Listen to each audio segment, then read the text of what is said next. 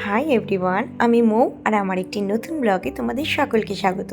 আশা করি তোমরাও ভালো আছো আর আমরাও ভালো আছি।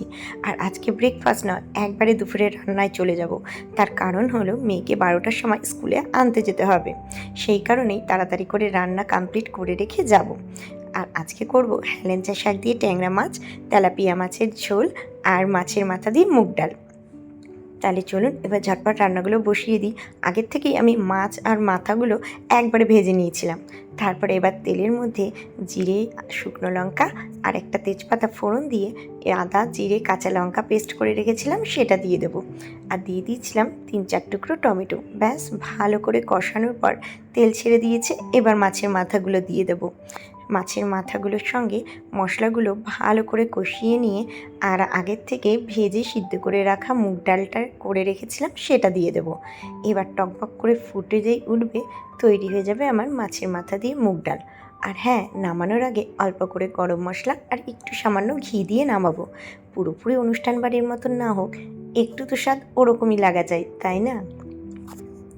ব্যাস তৈরি আমার মাছের মাথা দিয়ে মুগ ডাল। চলুন, বসে থাকলে হবে না, পরপর অনেক রান্না আছে। এবার আলুগুলোকে লম্বা লম্বা টুকরো করে কেটে নিয়েছিলাম মাছের ঝোলের জন্য। এবার সামান্য একটু নুন দিয়ে আলুগুলোকে একটু লাল লাল করে ভেজে নেব। আর আজকে একটু বড়ি দিয়ে করব মাছের ঝোলটা, সেই কারণে বড়িগুলো তেলের মধ্যে গরম করে ভেজে নেব। ব্যাস এবার তেলের মধ্যে দিয়ে দেব জিরে আর তেজপাতা, আর আদা, কাঁচা লঙ্কা আর জিরে তো বাটাই ছিল, সেটাও দিয়ে দেবো। ব্যাস ভালো করে কষে গেলে দিয়ে দেবো একটু টমেটো পিউরি। এবার এটাকেও ভালো করে একটু কষিয়ে নেব। কষানোর পর দিয়ে দেবো আলু আর দিয়ে দেবো পরিমাণ মতন জল। আর ফুটে উঠেছে, এবার মাছগুলোকেও দিয়ে দেবো।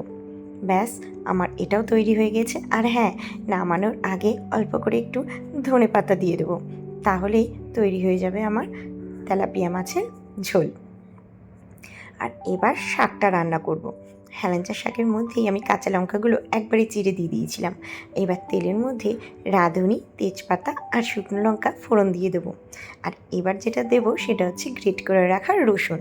আর এটা একটু লালচে লালচে হলে না, স্মেলটা এত সুন্দর বেরোয়, আমার তো ভীষণ ফেভারিট।